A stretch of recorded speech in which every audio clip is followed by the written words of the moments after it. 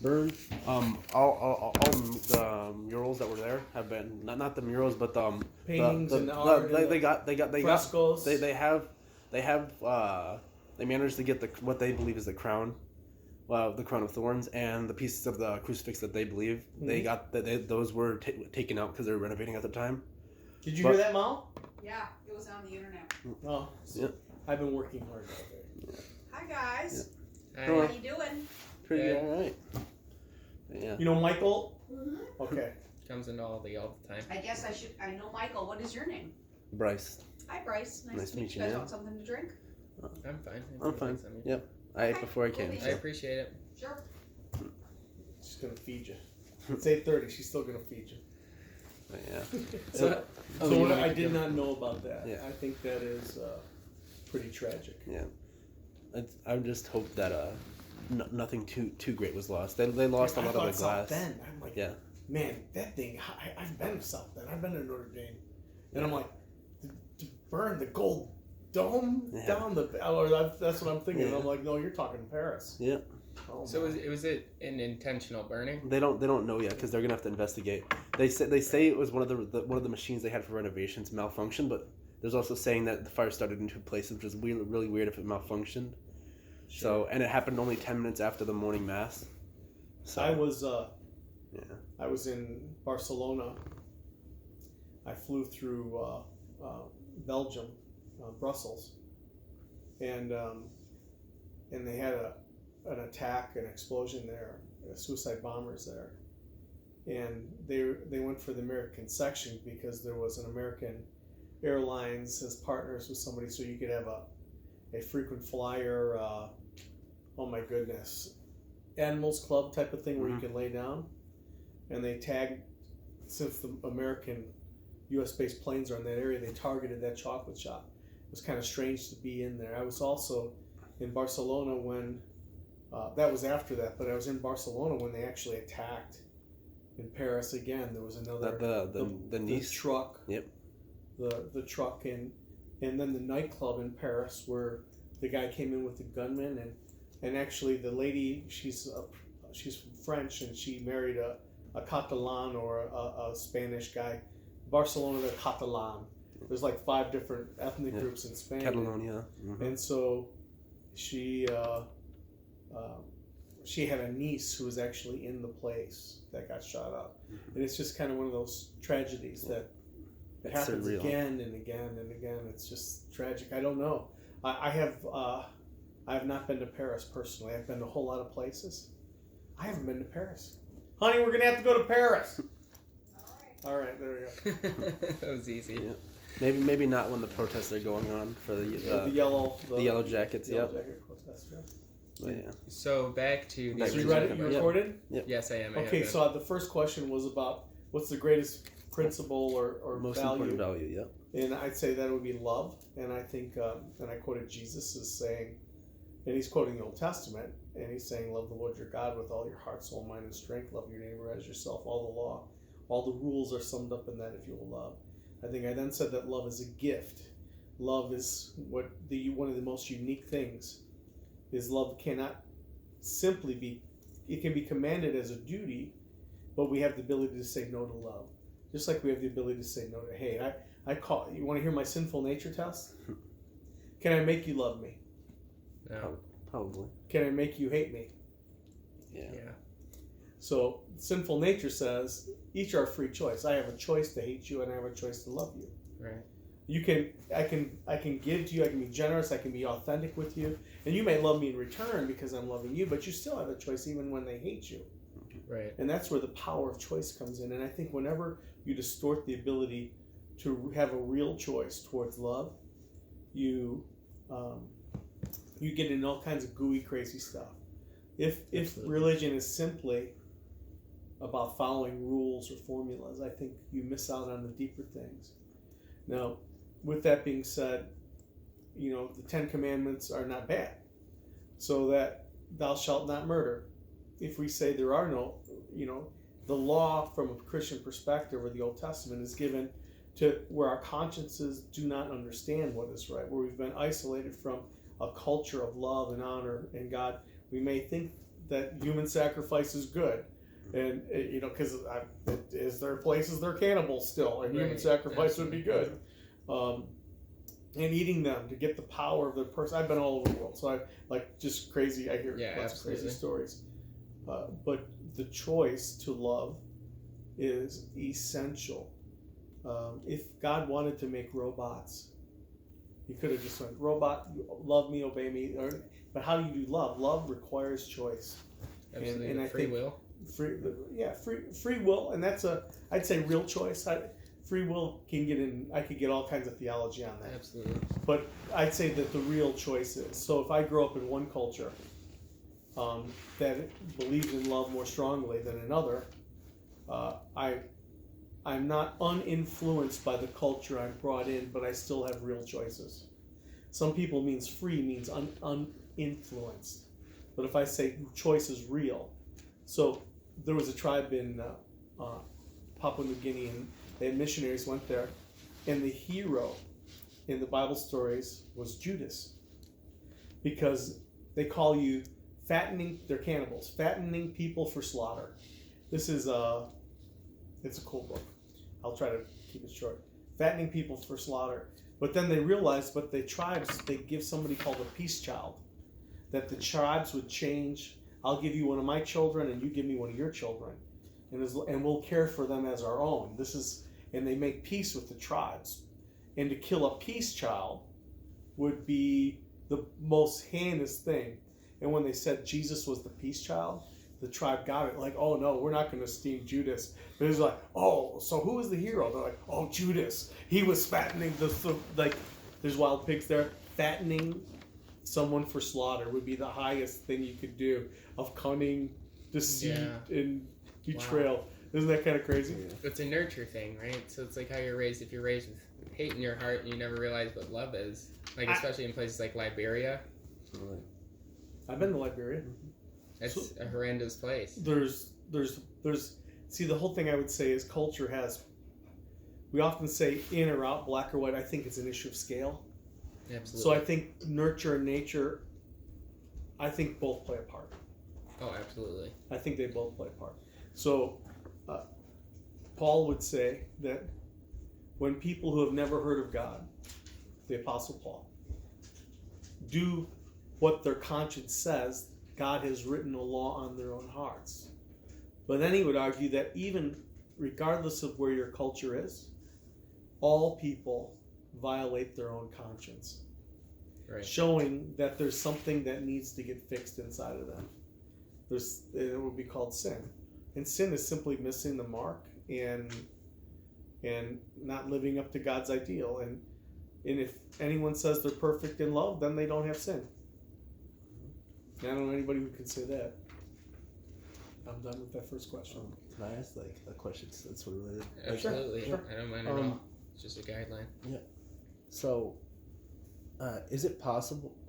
So there was a story of missionaries who went to an island, off of the coast of India, I believe. Yeah.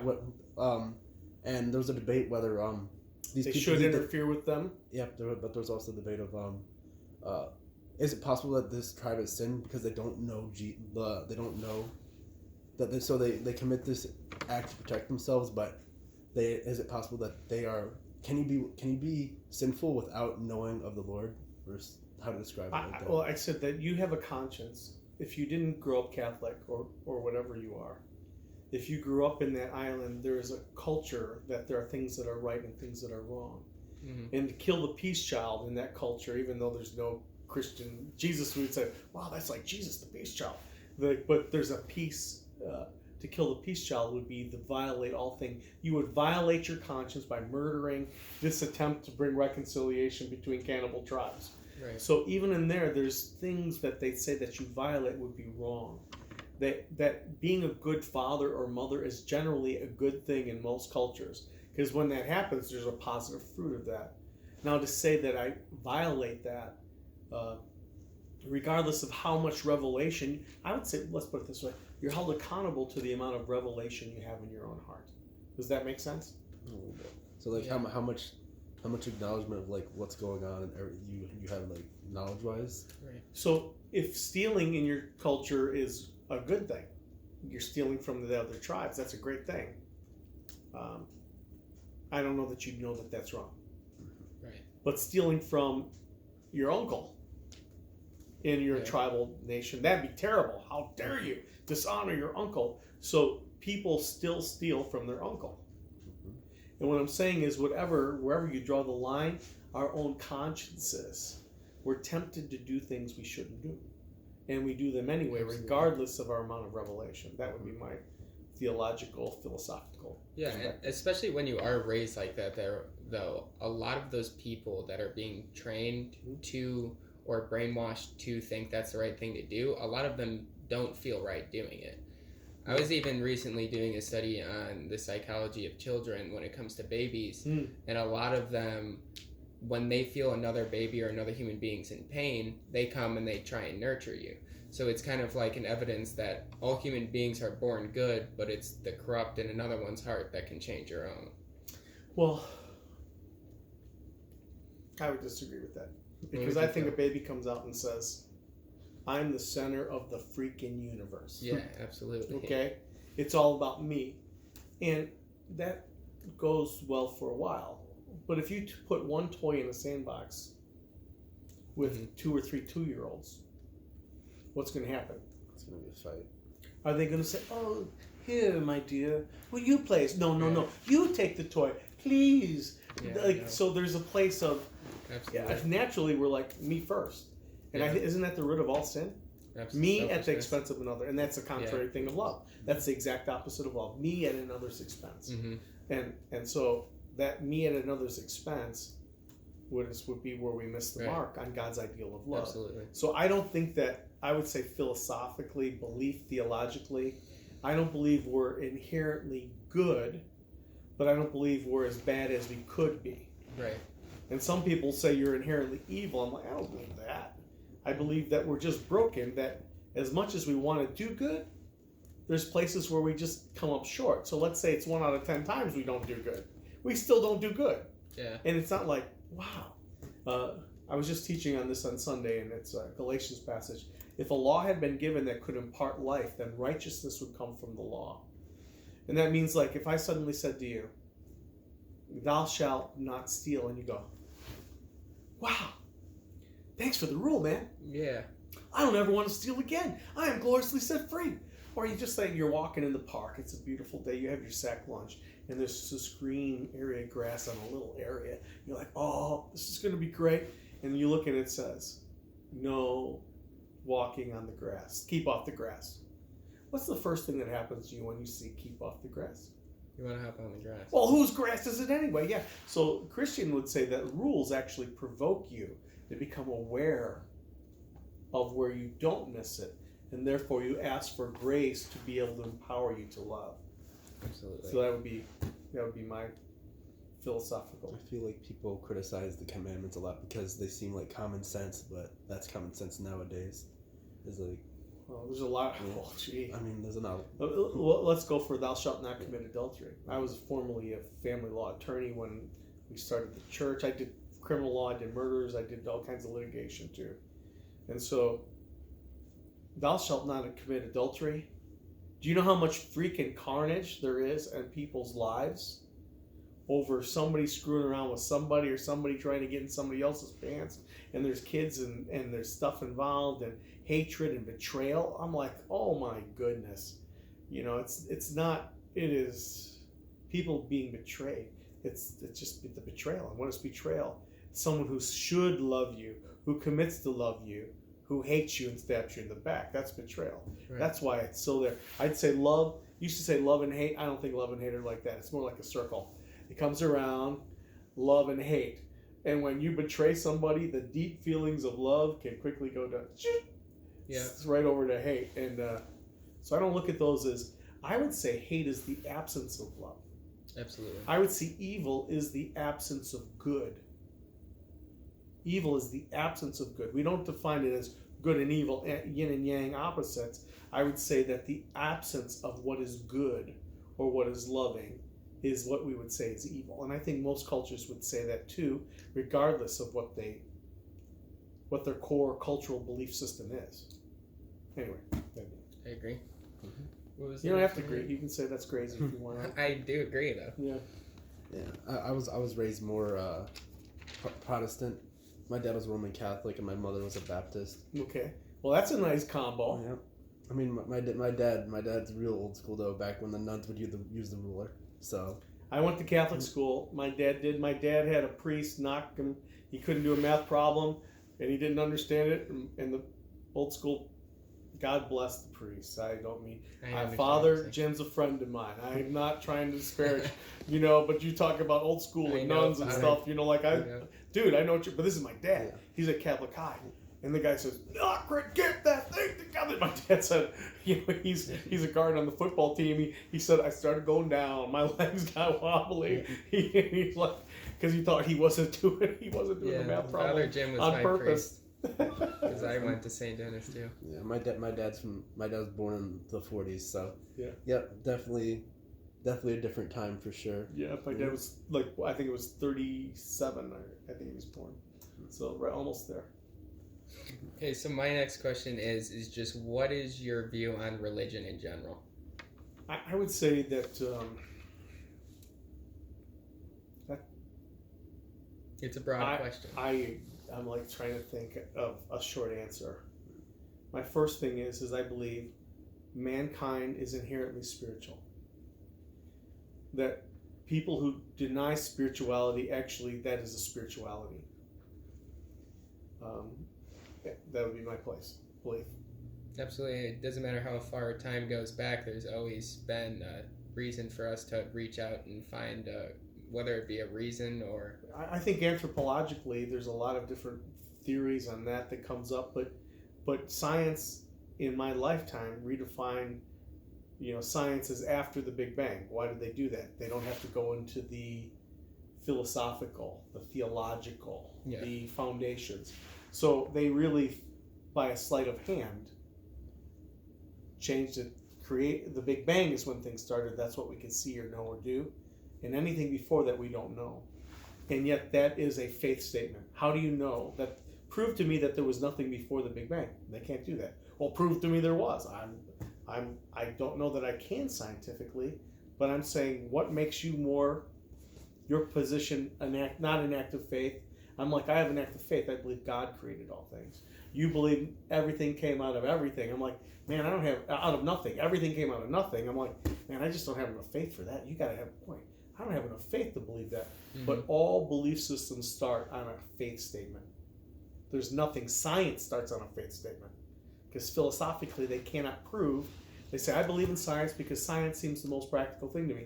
I got Science Digest. I love science. I actually do math problems on YouTube. I know that's crazy. I watch science things. I'm like, subatomic particles, and because they didn't have any of that stuff in physics, and they didn't have them discovered. So I'm like, well, that's interesting to me. So I love science. I would put it this way. I think that the universe is like this, or what we could know. But my worldview is like this, and scientific view is a subpart. Absolutely. Other people say science is all there is, and the only universe you can know is within this box. And I say that I define it as more broadly, what could be known, that there's something transcendent. When you go to a funeral and you see somebody's dead, why is it, if we are just evolved creatures, that we grieve and you have sorrow and don't say there's something freaking wrong that somebody died? You know what I mean? There's something wrong. It shouldn't be this way. What evolutionary trait is inside of us that would make us say, that's a wonderful belief system? No, there's nothing that would help. That's terrible. It doesn't help us. That would just be my speculation. I just don't get it. So anyway, I believe religion is, I would say, man's attempt to reconnect to deeper spiritual realities. I would believe Christianity is not our attempt to reconnect to spiritual realities. It is relational. I believe Christianity is we become the resting place of God. God comes and lives in us. We are the temple of His Holy Spirit. that he gives us new life, that we were once dead. I would say the Bible would say that the seed of God comes into our heart by the Holy Spirit. The Greek word is sperma. I'm sorry if I'm overly killing you guys with information. It's no problem. Okay, but it's like all of us have an unfertilized egg that waits. It can't reproduce. It doesn't produce life. It waits for the seed of God to come in, and it becomes something new.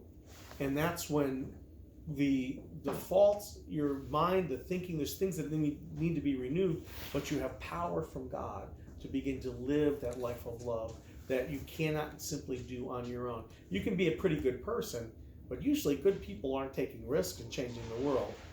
Oh, I don't know how to say that. Oh, I'm a very nice person. They just kind of live in a nice little safe world. But I'm like, God, love commands us to go beyond safe world and comfort. So I think religion has some very strong overlapping cultural simple perspectives, but I think there's a lot of other places. I heard one Hindu say his biggest problem, the biggest asset in defending Hinduism against Christianity, was that God was made flesh. Jesus came and died, became a person. That they followed him, they saw what he did, they saw him transfigured. That if he was a liar or a lunatic, they would not have went on and 11 of the 12 initial disciples go die for their faith. Why would people march into a Colosseum to passively be killed? There's a difference between let's raise up an army and hey, we're fighting for Thor and oh my goodness, Odin, and we will have Valhalla. If we go kill some people, if I die in battle, I'm going to be in Valhalla. That's a different thing. Like I will earn my way into heaven. Whereas the Christian faith would say love is the standard. And although many people died for their faith, they did not die violently in the attempt to overcome or conquer. It is an act of love and servanthood. And it doesn't mean that we're cowards. It means that there's great courage in what we do, but it's all rooted in love. So I think Christianity is relational, and religion to me is when we get too bureaucratic, when it's more bureaucracy than it is. And I remember asking Sister. I love Sister. I was an honors student in Providence. I was in honors English, and we were studying Shakespeare. I think it was my sophomore year. There were 24 girls and 8 guys, and I was one of the honors students. And I remember asking Sister, why be good? We're doing all these moral plays. Why be good, Sister? Because you're supposed to. And I'm like, I wasn't trying to be a punk, but what is the basis for being good? And I would say, I could answer that now, because I always ask why. Why does that work that way? You guys are like, why? Absolutely. But why? But why? That's how my brain works. So it's not like I'm being a punk. Somebody sees something, they say, how does that work? How does that work? How does that work? Well, that's not my question. My question is, well, why? Why is that significant? Why is it important? Why should that govern? And anyway, I'll stop there. So do I believe, so ask the question again. Do I believe religion is good, or why do I believe there is religion? Like your general view on religion? Yeah, I mean, you generally asked to answer. I think I answered it. Yeah. Okay. I believe You can have a 5,000 word paper with me. My next one, which you kind of partially answered in the last one, was what separates Catholicism from other religions? From Christianity, you mean? From Christianity. Christianity from other religions? I think most religions are looking for a way to earn their way to God. Many religions. And even Christian religions who don't fully understand. I think, although that's what I would say. And I think you can have many faiths and they can manifest things in different ways. But I think Christianity says that salvation, a new heart, we live by faith from first to last. That we receive, we all are justified by faith, by God's grace, through grace. So it's the grace of God that comes and helps us to say, God, I say yes to you, I want you, forgive me, cleanse me. And he gives us we become new creations. In the Catholic Bible, it would say created anew, and Baptists would say born again. I like born again because I think that's this whole seed thing. And when, like I said, the Greek word is the sperm of God comes into our heart by the Holy Spirit, and you're like, the seed of God comes in, and we become something new, that a new creation. I think that's a very apt description. It's a great picture that's the Bible. That's what the apostles taught. Those are their words and understandings of faith. So I think that separates a lot of people. I think there could be a lot of sincere. I don't think sincerity is the standard. I think sincerity is a very good thing. Seeking to be sincere, but I think working hard. Let me say this.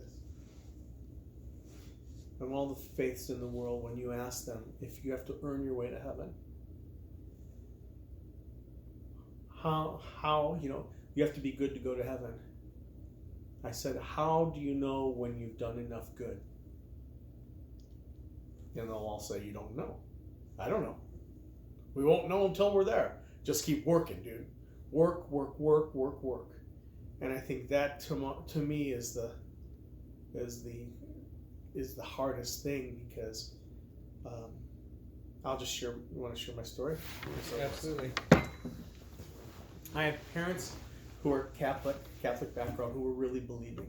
There are people in the Catholic Church who go Sunday, they go Christmas, Easter, or it's more like I'm Irish, so I'm Catholic, or I'm Italian, I'm Catholic, I'm Polish, I'm Catholic. And if you're from a Catholic background, you know what that means, And it's like, it's like those, you can't separate that. And so for me, I said, growing up, God was there. My parents, it was real. It wasn't contrived. It wasn't going through the rule. There was real faith in my parents. And yet, for me, growing up, I felt like as if God was on a castle on a cloud somewhere, and I would go, God, are you out there? I felt disconnected. And then I had a pastor friend. He came up to me and he said, how would you like to know that you could know Jesus personally? And I'm like, sure, bring it, man. Just let me know. And he says, all of us have sinned. Nobody misses the mark.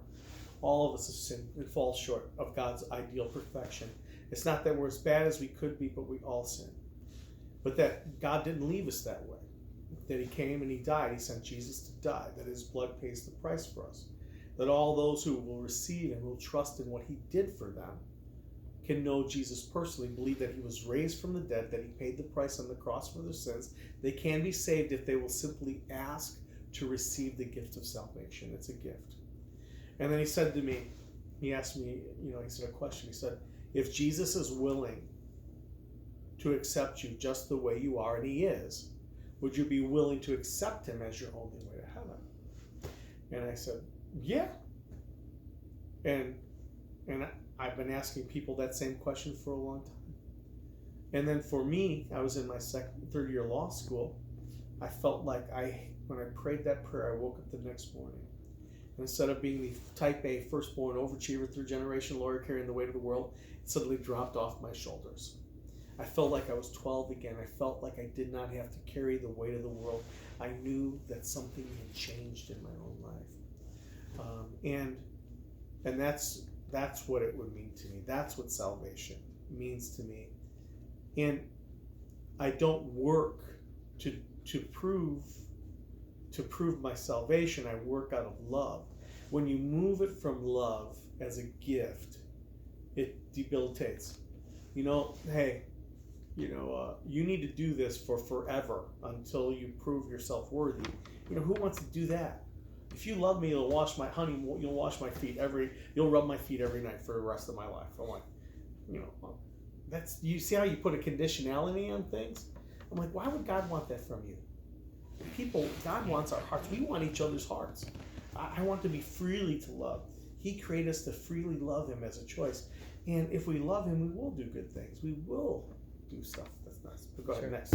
That actually cleared up a little bit for me, because I was like, I've always been taught, specifically Catholicism is you have to do deeds to get into heaven, but you say it as you do it out of love, and that I've always been told with other non-Catholic religions that all you really need is love. Besides like certain people like Calvinists, but and that's a little interesting, like for me, because I was just like, and that puts it in a different perspective. Definitely. Absolutely.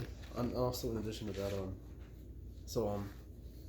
I've kind of always viewed like religion as a necessity in the world, because like, and I feel like a lot of people feel this way, is that the world would be a very grim place if there was, like, because I believe religion gives us purpose. Having faith in the Lord gives us purpose. Yeah. And, I agree that the world would be a very grim place without faith, and at the same time, in the name of faith, Hitler, in the name of faith, of I'm going to restore this nation. I'm going to restore. The swastika wasn't just an ancient Hindu; it was an ancient German symbol of power too. It wasn't just a Hindu power. And you're like, I am faithful. What people can do in the name of faith, in what they believe is good, for the sake of good, and the belief of good, people can do extraordinary evil. That's why love is paramount. Absolutely. Yeah, love has to be paramount. Sorry, I interrupted you. I agree. Used to think, and that was like my sort of like justification for being in faith is like, I have to be religious, otherwise I really have no purpose in life, because like, I don't know how to describe it other than like the world is really bleak if you don't have faith in something. I think that shows a lot with like modern day people and having a lot of mental issues and people not have like faith decreasing, and they're just. I think they have faith. I think they have a weak faith. I'm not even saying in God, but they have faith in something. Even ultimately, it's faith in themselves, or faith in their opioids, or faith in, that people live in trusting in things. You have faith that the sun's going to come up tomorrow, because I've seen it too, but you don't know it. Are you going to see it? You don't know. But I have faith. So everyone lives by faith in one sense, but we all serve something. You gotta say one more thing. We all serve something. It can be my addictions or whatever else, but we're going to serve something. And what you serve, you become. Absolutely. What you worship and what you serve, you become like.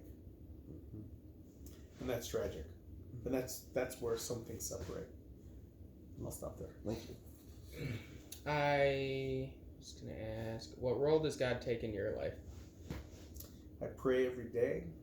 I'm a pastor. Yeah. Like that's I travel. I've been in 35 countries. Now, is that as a missionary or leadership development and missions?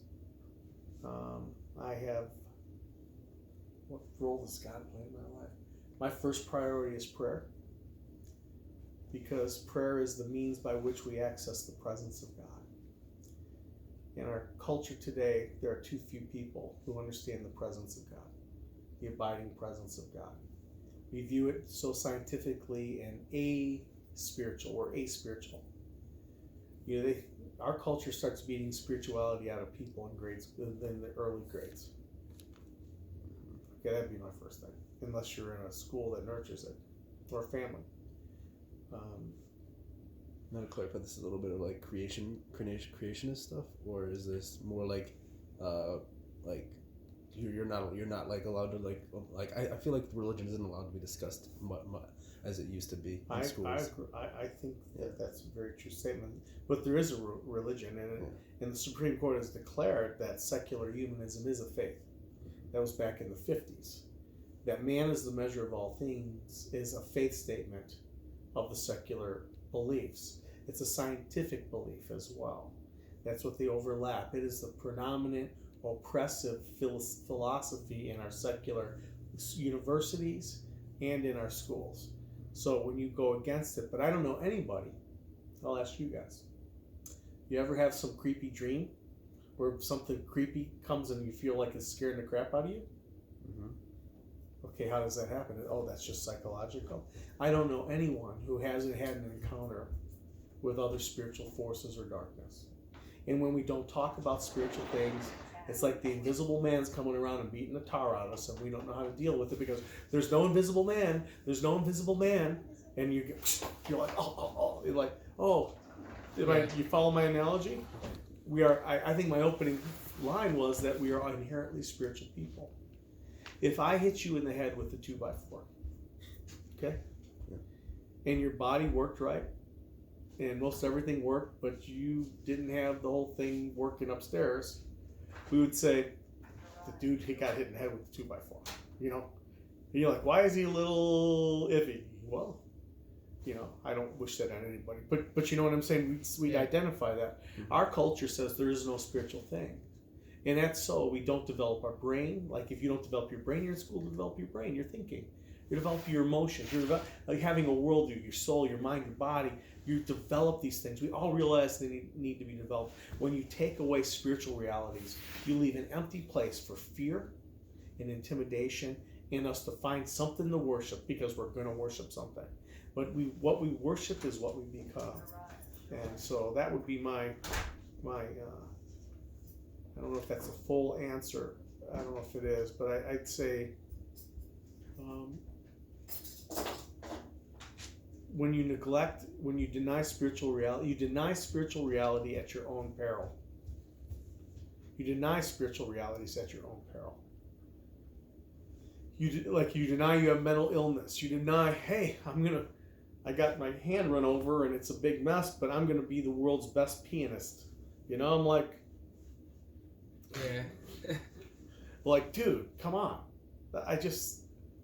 We understand it, but our culture just defines that it's not there. And that's why I think part of the problems in our culture are there. Sure. Do you believe that other religions are wrong?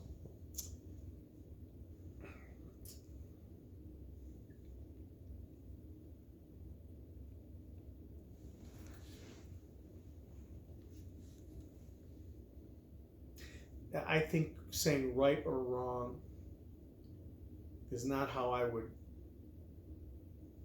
define it. So if I were on the witness stand and you said, will you raise your right hand, solemnly swear to tell the truth, the whole truth, and nothing but the truth, so help you God? And I said, I do. I'd say, I don't know that I can answer that. I can say I disagree with things. I can say, here are the core beliefs that I believe. I can say I don't believe that that is right. I believe that some of the things I believe are exclusive of those.